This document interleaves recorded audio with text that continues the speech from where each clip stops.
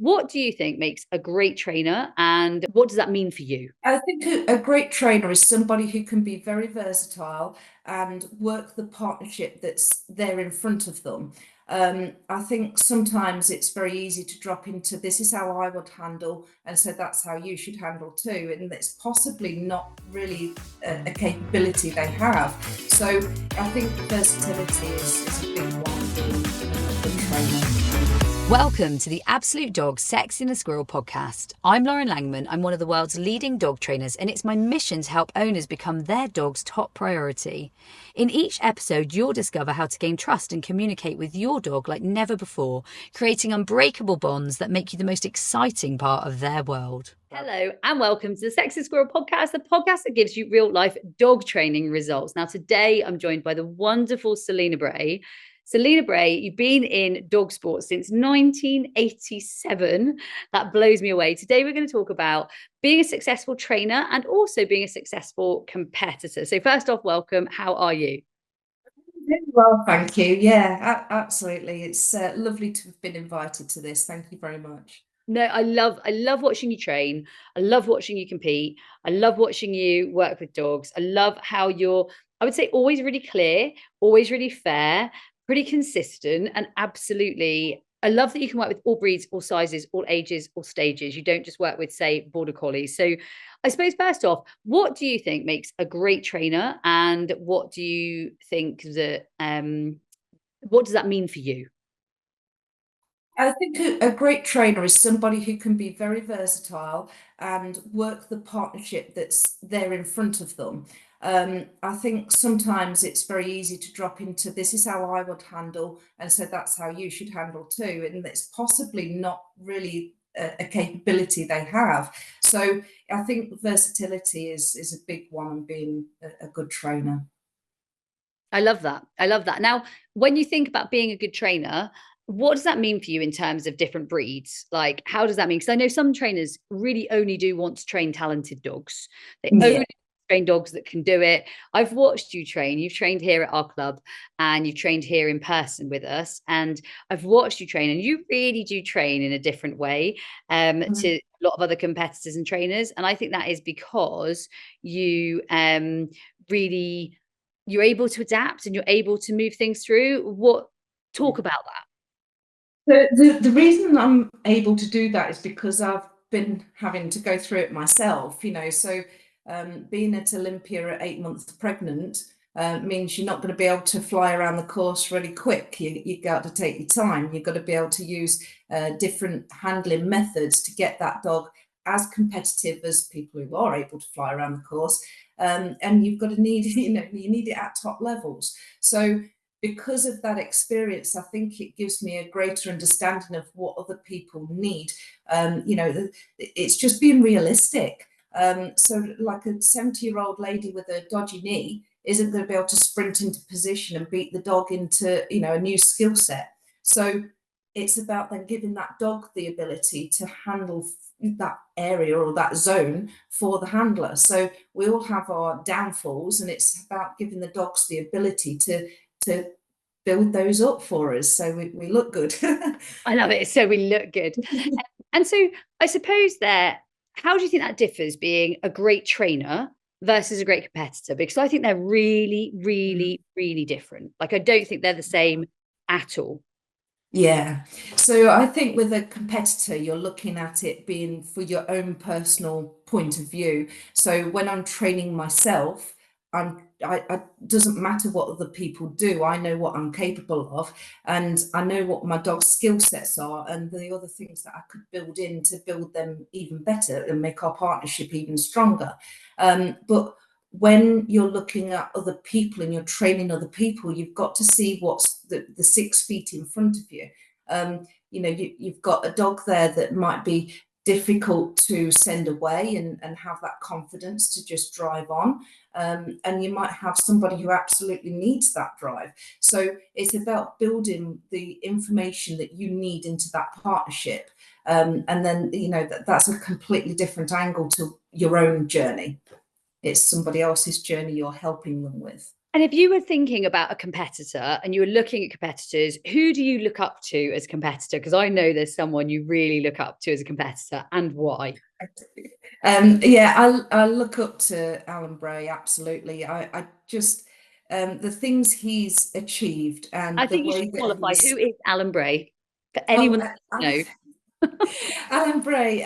So he is my dad, so it is a bit one of those. But on the other hand, he's one of the only people I know that can go from running a poodle to running a collie and then running a spaniel in the same like class, and all different routes, all different ways. He's really good at playing the odds, and seeing what he needs to do to get to where he wants to get to eventually. So he'll sort of look at what the odds are in that class, and then he'll sort of put in enough effort to get to where he wants to.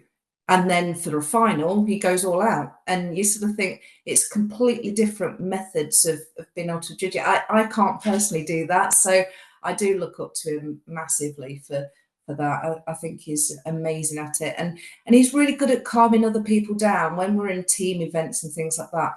He has really got a good way of just bringing that level of anticipation down and those nerves down to just make you sort of think about what you're there for, and give you a good line to take. Just keep your mind focused, and I think that's quite incredible skill. And do you think he's always had that, or do you think that's something he's worked on and developed, and or has it come from somewhere in particular? Yeah, I think it's come from somewhere in particular. I mean, I used to walk through his offices with him when I was a young kid, and he was a director in there, and he'd know everybody by name. And I just thought that was incredible, and people loved it because he knew them personally. And I think that's a massive skill that he's got. But also, he used to play competitive football and cricket, and in there it's a team event, and together they kind of get the results they want. And he was a formidable player. I mean, he was playing till quite well, what, probably about 10, 15 years ago, in teams that are half his age, which is like, you just don't get that, especially not in football. You just don't get that kind of age group in younger teams. So yeah, he was very good all the way through, of being sporting competitive. And I think that's then transferred into his ability with agility as well. And in terms of, I suppose, your own competitive like career and nature and what you do in agility, have you ever had any struggles? So I, for example, only this weekend, actually, I forgot where I was going on course. Only this weekend, forgot where I was going. Hadn't remembered it, forgot where I was going. And then, when you get really annoyed at yourself, I'm really annoyed Yeah. at myself, not because I couldn't do the course, because I wasn't focused enough to get it right. Do you have any moments where you think, oh my goodness, I could be better as a competitor, or oh my goodness, I wish I was doing this, or I wish I did that, or I wish I could think like this? Is there anything that you think as a competitor you'd like to get better at? Yeah, I mean, there is one example where I have got better over the years, which is quite a good one to do because, I mean, back in the day when I was a young kid, I was only 6 when I started. So nerves for me played a massive part, and I'd be physically sick at shows because I was so scared of running in those courses. The fear was just incredible. And I always thought everybody's going to watch me, and if I make a mistake, they'll all laugh at me. And that's where the fear came from. And looking back now, I look at it now and I sort of think, no one really cares what you do out there. They're just looking for their own benefits to run their own dogs. They're looking at the lines you're taking and what your dog's doing.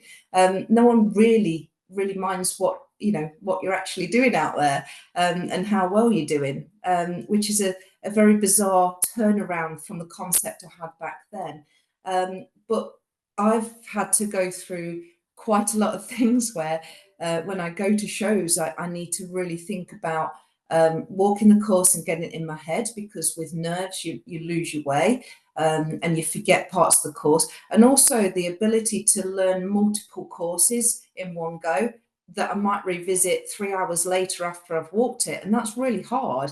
So it's this ability to kind of think about positioning. And what I found was about 10 years ago, I worked out that there are connectors in the course, which are the lines into something. So that might be a jump dog walking straight line. They're places where I haven't got to think. And then there are skill sets after that connector, and they're the places where I've got to consider where I need to be and what the dog needs to do for me. So it gives me like a breather from thinking about the connector to the skill set. So now those technical areas, they're the bits I concentrate on when I'm walking courses, and I kind of forget about the connectors once I've walked the course once. And that's really helped me with that journey of being able to cope with all of those nerves and thinking about what actually matters in the course. Amazing. Absolutely amazing. And going back to nerves, is there anything that's really helped you sort of overcome that, whether you take something or whether you talk to someone or whether your dad's helped? Is there anything that sort of grounded you? Yeah, Lauren, Dad gave me some amazing breathing exercises, and that helped me a great deal. And so, do you think your dad ever gets nervous or not? I think he does, but I think he knows how to control it really well. So you wouldn't know. And he is cool as a cucumber. He acts very laid back, and it's something I've tried to kind of copy in a way. Everybody refers to him as Alan Owen in his slippers. He always wears slippers, and all of this sort of thing. And he does. He just meanders around the course like it doesn't matter. And then all of a sudden, he'll just pull out all the guns and he's gone. And you think, my God, where did that come from? But for me personally, I've tried to do my chatty thing. So for me, I like to have a really good chat and laugh with people. That helps me cool down and calm down, and I'm just thinking about other things rather than going in there and being watchful in my dog. I know my course, I know where I'm going, and I'm okay with all of that. It's just having that ability to control my nerves in a situation where I would usually have struggled. So my interpretation of what Dad does is to just talk and chit chat with people and just have a general conversation. It doesn't even have to be about agility, it could be anything. And just learn what it is we're doing it for. It's the fun and it's the enjoyment aspect. It's getting into that community and having a good time with your dogs. And the agility shows are merely a test of your skill. If it goes wrong, you take that home with you and you train it to be better the next time. That's all it is. It's not a be all and end all. And I think when I was younger, I saw it as a be all and end all. If I got it wrong, it was the end, and it's very, it's very difficult. And I do see that with some junior handlers now. And it's trying to just remind them that it's okay. It's okay. We fail a lot of the time. It's not all, first places and big trophies. A lot of the time we do fail. For one reason and another, but that failure is just meaning that we can go out there and we can train. I've never once had a perfect run ever, and I've won a lot of courses. I've done well on a lot of things, but I've not once come out of there and gone, there is nothing there I could improve on. There's always been something I could improve on, and I love that about agility. And so I would say, like you said, you've won pretty much every final, and you've been in every final, you've been in every every event you could have, Crufts, Olympia, Horse of the Year, whatever it might be, you've been there. Your dad too, right? Like your dad is, I don't know how old your dad is, but I'm guessing he's in his 60s, I would guess. And he's like competing at world championship level, right? Yeah, absolutely. Yeah. I always say my dad's 39. If anyone asks, but then I kind of think, oh yeah, that won't work now, will it? That's why I was always his favourite child, I think. I think 39 is a great age to stop at. Yes. That is like a lovely age. So he's a real top competitor.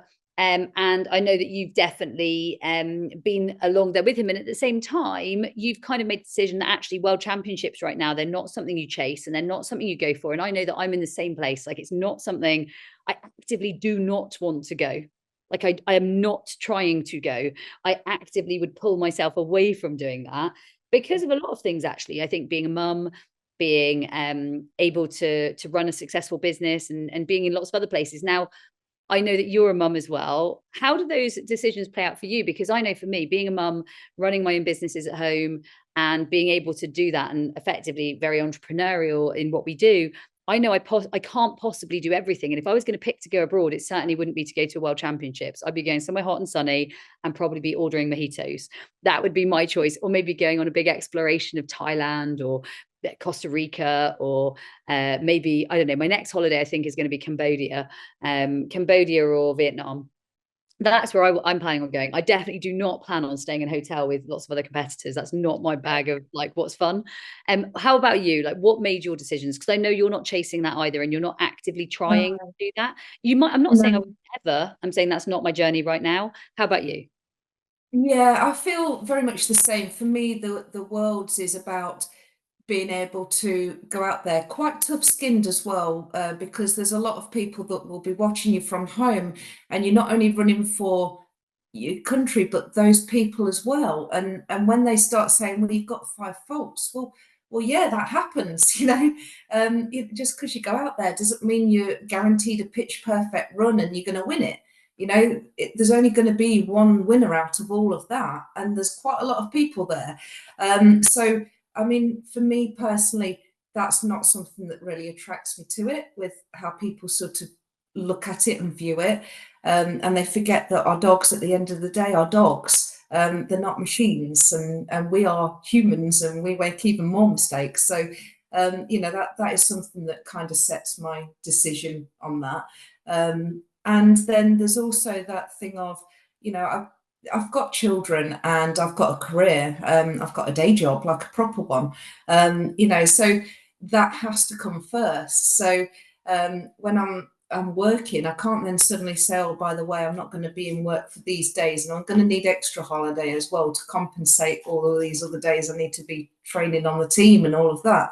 I can't do that in reality. And I would prefer to use my holiday for things to do with my boys and the other things that we do as a family. So that's really where my decisions are based. I think it's a lot of pressure on a dog, and a lot of pressure on a person to do well. And you've got to be a little bit thick-skinned for that. And I'm possibly not the best thick-skinned person in the world. So yeah, that's probably where that comes from. So I suppose you just touched on it there. There is, well, always there's one winner. There's one winner. Yeah, How do you deal with that? Because I have had results where I've come away and I'm second. And yeah, I'm not going to talk about me because this podcast is about you, but it doesn't always feel easy. It doesn't always feel easy. yeah. What about you? Yeah, sometimes it's really hard, especially when you know you've put in a really good run and you think there's not a lot I could have done better there in that circumstances. You know, sure, there's skill sets I can improve on, but in that circumstance where I ran at that moment, there's not a lot more I could have done to improve there. And and I think sometimes it's just about walking away, taking a little bit of time to just reflect, and then going out there and training that other bit that you might need to improve. So I know one of Raid's things is that she has got a stop contact, and although I can get her to run through it, it's still not the same as a running contact dog. So I do lose a tiny bit of time there with her. So my future dogs, I've trained them the running contact because I need that time up, and I'm being a bit, greedy. I don't want to spend time where I don't need to spend time. So a running dog walk is a great example. I want my weaves to be faster and more independent, so that gives me an opportunity to think on a course. I call it my think time. While they're going towards the weave, I know I can think about what's coming next on the course. While they're doing all of that. And I think they're the sorts of things that I go away with, and I sort of think about how I can improve for the next time. It's certainly not something that I think, well, it's not fair. I don't point fingers at them. It's not their fault they beat me. That's a great thing. It just pushes you to progress and be better than what you were the last time, I think. Now, on thinking about that, because I think for me as a competitor, there's lots of ways to be the best competitor. One of them is to tear all the other competitors down, and the other is to be a better competitor. And I definitely strive for being a better competitor. And I know you Yeah. do. We've had lots of great chats, and you've beaten Yeah. and I've beaten you, and we're still great friends. So Yeah, yeah, you should fix each other's crowns. That's the way I've always seen it. You know, people are people. People will make mistakes. People will probably say the wrong thing in the heat of the moment. And I think it's really important to just take stock, go away for a minute, have your mood or whatever, and then come back and then just get on with it. You know, there's no point in dwelling on silly things like that. And also no point in focusing bad energy into something that really doesn't matter. You know, that sometimes you've got to look at things and take stock and think, is it going to end the world? It's not. So let's just get on with it, you know. And I think that's a very good kind of way of being. Otherwise, you get very just thought process goes into very negative attitude, and then everything becomes like a nasty competition, and it shouldn't be like that. I wish well to everybody. You know, there's not one person out there that I don't think, wow, that's a massive success. Well done, you. There's nobody out there that I would think that about. You know, I want people to be the best that they can be, and that then makes you be the best that you can be as well, because that passes on. I just think it's important to be kind and thoughtful to everybody. I love that. I love that about you. Now, listening, obviously, the better the competitor you are, I think the better the trainer you are too. I think training and competition goes hand in hand. And one Yeah. of the top training tips would be to always try and train with people that push you. So don't try and train in a comfort zone. What would be a Yeah. tip that you might share for other people? And I'm literally just writing things down as we go here, because I love what you're sharing, Selena, and I love that it's very real. You've been doing agility since 1987, competitive dog sport, started with a German Shepherd. You've been through poodles, kelpies, collies, spaniels. You literally have trained all breeds, all sizes, all ages, all stages. Like, you've trained everything. What would be one of your top training tips if you were to share it with everyone that's listening? What training tip of all is be open to learning from other people, always. You never know all of it. And if you're unsure with the partnership that's in front of you that you are training, don't be afraid to say, I'm not sure. And take stock, think about what you've got there, and contact people who might know better. I've had it recently with running contacts. There's one of my members has got running contacts, but we were looking at 7 strides to 6 strides, and where the misses came in. And I was thinking, I haven't got a clue, I don't know. So rather than trying to fudge it and say, oh, yes, I think this, and this, and I probably could get away with that, it's not worth it, because if I make a mistake, that impacts them, and that's not fair. So instead of doing that, I was completely honest with her. I said, I don't know, let's go and find out together, you know. So I've gone out and I've spoken to other people that have that really good running contact, and I've said, look, what do you think about this? Is there something in that, you know? And I think that's really, really good to do that. You never know it all. There's not anybody out there that does know it all. And so it's really important to come back on that and say, look, I'm not afraid to ask for help from others when I need to. I love that. I love that. I love that about you. And I suppose my final question would be, do you have any sort of hopes, dreams, goals, ideas, thoughts as a competitor or trainer going forward? Like, I definitely, with my youngster, I absolutely want to get her to the top level. And I also want to compete in different countries with her, not because I want to go to world championships, because I want to go on adventures. And actually, Yeah. what I realized is agility isn't about beating other people for me. Agility is my vessel for adventure. And actually, Yeah. what I really enjoy is the adventures it takes me on. So actually, it's not really about other people at all, other than I like the people I meet, or I like the adventures I get to go on, or I like the beaches I pass, or the foods I get to eat, because I'm a real foodie. What are some of your like hopes, dreams, or things you might look forward to in the future? Because I've started doing that this year. And what I always do is I always go to the same shows and I do the same classes for the same reasons. And this year I took stock and I thought, why am I doing this? What do I want from it? And I always thought I get asked frequently to do judging in, you know, like different places, that I've always said, oh no, I can't, because there's this show on here and I've got to go there and do that. And it might be a show that I think, actually, when I get there, I don't like it. I hate it. So why am I doing it? So instead of carrying on that same thing because it's a habit, I've kind of this year broken the habit and said, yes, I'll train and I'll go and do judging in Guernsey. Why not? I'm going to Dorset. I've never been to Dorset to judge there, so I'm going to go and do that. And I'm entered on the other day. There's just lots of things this year that I'm saying yes to, which normally I wouldn't, because I'm controlled and constrained by the shows that I think I've got to go to. Oh, And I love this year that. was about, no, I I'm doing love it for it. I love me. it. I read a brilliant line on a podcast, or not I heard a brilliant line on a podcast the other day, and it said, I'm going to find it. Too many people live the same year over and over again, possibly Absolutely. even up to 80 times.